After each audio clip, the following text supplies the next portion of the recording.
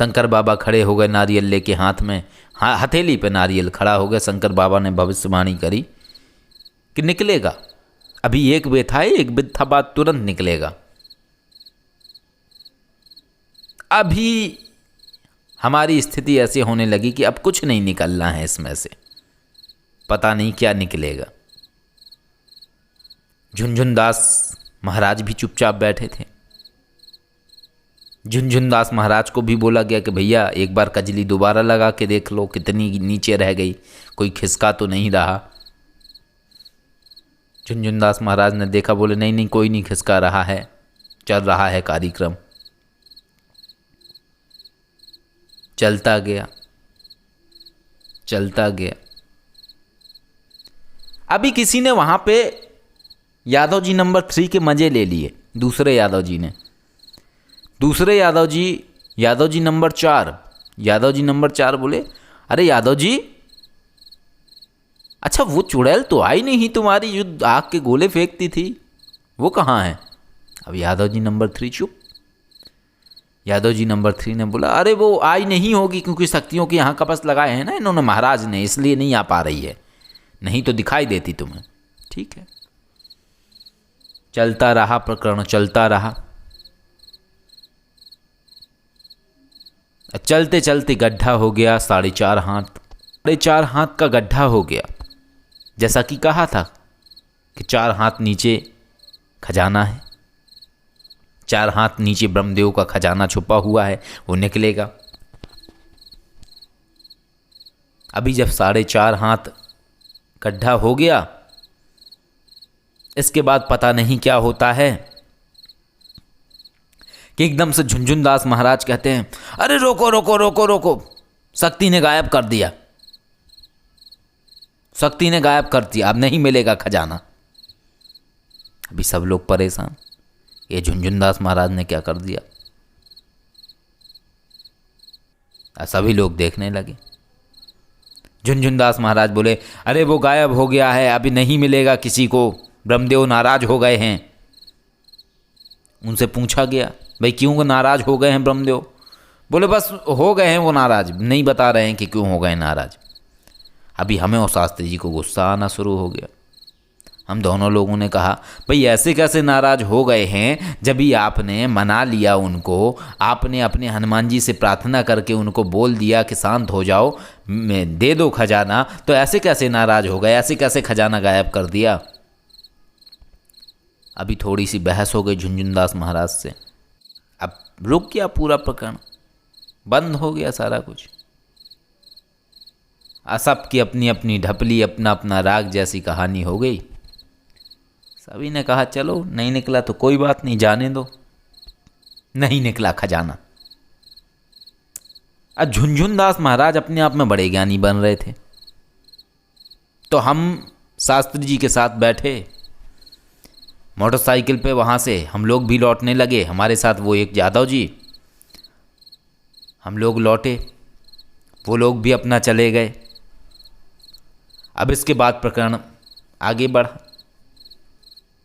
अगले दिन मिले, अगले दिन हमारे जो विश्वसनीय लोग थे उन्हीं से ही हम मिले।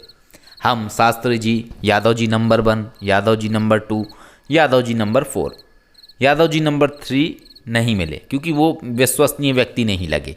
उनकी जो काम और हरकतें रहीं वो उनसे हमें लगा कि वो सही तरीका नहीं है उनका, क्योंकि यादव जी नंबर 3 और झुनझुनदास महाराज दोनों लोग एक जैसे ही निकले। और इसके साथ साथ और किसी से कोई चर्चा करने का कोई मसला नहीं निकलता था। उसके बाद ये हुआ कि हम सभी लोगों ने बैठ के कहा कि ये ज़्यादा उड़ता है झुनझुनदास महाराज, इसको एक काम करते हैं, इसकी नज़र ही बंद कर देते हैं। वहाँ तक ले गया, परेशान किया और फिर बोल दिया कि बंद करो बंद करो, नहीं अभी नहीं करना है। ऐसा थोड़ी ना होता है। बोला गायब हो गया वो खजाना। तो शास्त्री जी का दिमाग बड़ा तेज चलता है ऐसी चीज़ों में। शास्त्री जी ने कहा एक काम करो तुम वासा, तुम ना ऐसे कुछ ढूंढो। मैंने कहा कैसा कुछ ढूंढो? बोले कुछ ऐसे टाइप का ढूंढो जो डायन, चुड़ैल, पिशाचनी या ऐसी चीज़ें तुम देखते हो ना मानस में, जैसे तुमने जिन्नात को बुलाया, तो ऐसे कुछ ढूंढो कहीं पे। मैं देखा, मानस देवी के माध्यम से ढूंढा, मिली कोई ऐसी शक्ति, एक पिशाचनी मिली। हमने शास्त्री जी को बोला, हाँ मिल गई, पिशाचनी मिली है, बताओ। बोला पिशाचनी को एक काम करो, बुला लो। बुला लिया, ध्यान अवस्था में ही आवाहन करके। अब इसके बाद शास्त्री जी ने कहा कि अब एक काम करो कि उस दिन तुमने तो देखा ही है झुनझुनदास महाराज जी को, तो एक काम करो, झुनझुनदास महाराज जी की खोपड़ी पे बिठा दो इस पिशाचनी को। मैंने कहा अच्छा, फिर? बोले तुम जैसे ही बिठाओगे तो बिठाते ही मुझे बताना, मैं एक काम करूँगा, मैं योगेश्वर महाराज का कवच लगा दूंगा। मैंने कहा ठीक है। मैंने कहा फिर? बोले फिर लगाएंगे सिद्धेश्वर महाराज का कवच, और उसके अंदर झुनझुनदास महाराज के अंदर उस पिशाचनी को बंद कर देंगे, और इसके बाद ये होगा कि झुनझुनदास महाराज को कुछ भी नहीं दिखेगा, कद्दू दिखेगा केवल, और परेशान रहेंगे झुनझुनदास। मैंने कहा ठीक है, और हमने ऐसा ही किया। हमने शास्त्री जी के साथ मिलके, और यादव जी बैठे थे जो हमारे विश्वसनीय यादव जी थे, तो हम सभी लोगों ने मिलके झुनझुनदास महाराज जी के ऊपर पिशाचनी बिठा के कवच लगा दिया। अब झुनझुनदास महाराज की नज़र बंद हो गई। अब ये हमें कैसे पता लगे कि काम हो गया? काम तो हो गया, शक्तियों ने बोल दिया हो गया, अभी बंद रहेगी, नहीं खुलेगी उनकी नज़र, ये तो हमें पता लग गया। लेकिन अब हमें पता कैसे लगे प्रैक्टिकल तरीके से कि काम हो गया?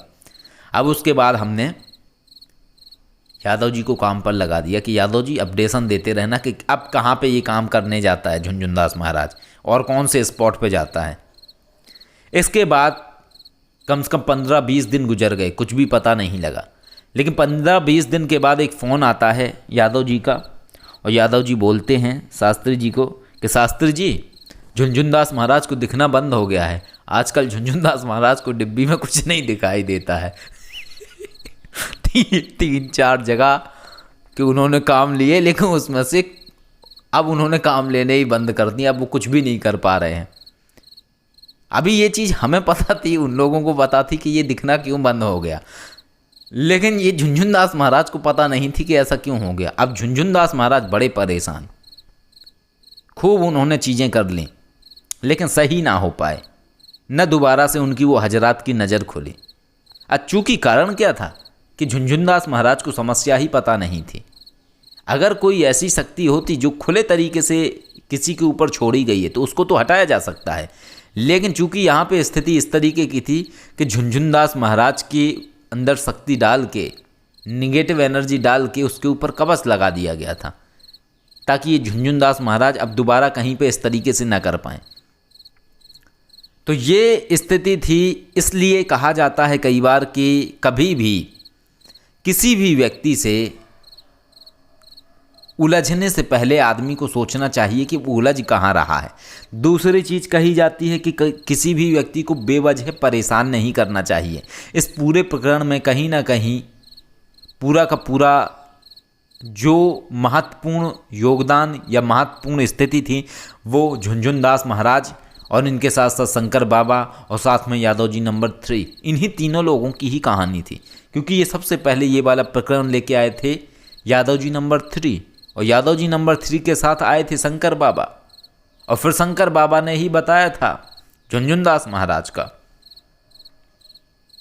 तो सबसे ज़्यादा टाइम बर्बाद इन्हीं लोगों ने करवाया, और उसके फल में इस तरीके से झुनझुनदास महाराज को सबक मिला।